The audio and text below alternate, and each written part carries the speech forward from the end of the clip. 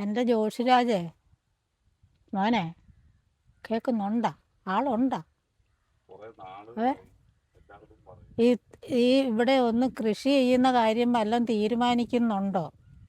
നമസ്കാരം. ഇത് ആലപ്പുഴ ജില്ലയിലെ കരളകം പാടശേഖരത്തിലെ ഒറ്റപ്പെട്ട ഒരു സംഭവമല്ല.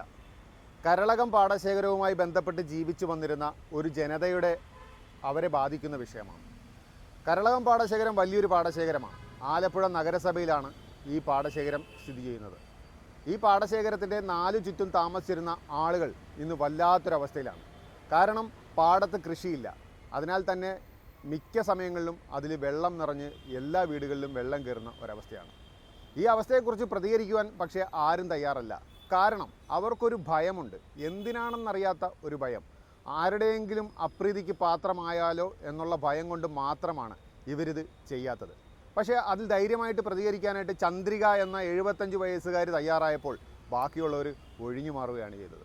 ഇതൊരു ലോക്കൽ സംവിധാനത്തിന് പരിഹരിക്കാൻ പറ്റുന്ന പ്രശ്നമാണെന്ന് എനിക്ക് തോന്നുന്നില്ല. ഇവിടെ വാർഡ് കൗൺസിലറുണ്ട്, അദ്ദേഹമായിട്ട് നമ്മൾ ബന്ധപ്പെട്ടു. പക്ഷേ ഈ ചന്ദ്രിക ചേച്ചിയുടെ വിചാരം വാർഡ് കൗൺസിലർമാർ വിചാരിച്ചാൽ ഇതെല്ലാം നേരെയാവണം. നടക്കത്തില്ല. വാർഡ് കൗൺസിലർമാർക്ക് അവരുടേതായ പരിമിതികളുണ്ട്. ആ പരിമിതികൾക്കകം നിന്ന് എന്തെങ്കിലും ചെയ്തു കൊടുക്കാൻ പറ്റുമെങ്കിൽ വാർഡ് കൗൺസിലർമാർ അവർക്കിത് ചെയ്തു കൊടുക്കണം. വീട്ടിൽ കിടന്നുറങ്ങാൻ പറ്റാത്ത ഒരവസ്ഥയെക്കുറിച്ച് നമ്മൾക്ക് ചിന്തിക്കാൻ പറ്റുമോ? ഇല്ല. 75 വയസ്സുള്ള ഈ വയോധിക എങ്ങനെ ജീവിക്കുന്നു എന്നെങ്കിലും ഒന്ന് തിരക്കിയാൽ നന്നായിരിക്കും. കൊല്ലങ്ങളായിട്ട് ഇവിടെ കൃഷിയില്ല.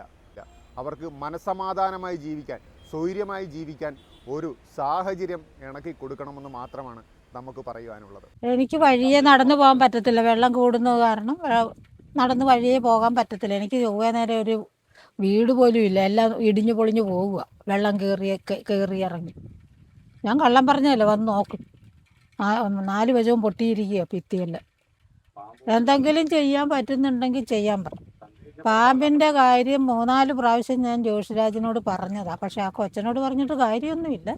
ഇപ്പം 3 വർഷം കഴിഞ്ഞ് ഇവിടെ കൃഷി ചെയ്തിട്ട് എൻ്റെ പെരയ്ക്കകത്ത് വരെ പാമ്പ്, എൻ്റെ ദേഹത്ത് പാമ്പ് ചാടി വീണു.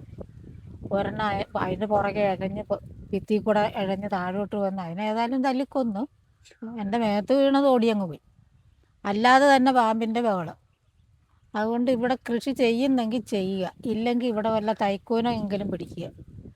ഒരു വിധത്തിൽ ഇവിടോട്ടൊന്ന് ജീവിക്കാനേ പറ്റുന്നില്ല. ഞാൻ പാടത്തിൻ്റെ നടുക്ക. ഞങ്ങൾക്കിവിടെ ഒരു കാവുണ്ട്. ആ കാവിലോട്ട് പോലും ഒന്ന് വിളക്ക് കത്തിക്കാൻ പോകാൻ പോലും പറ്റുന്നില്ല. ഇവിടെ നിന്ന് അങ്ങോട്ടൊരു ബണ്ടുണ്ട്.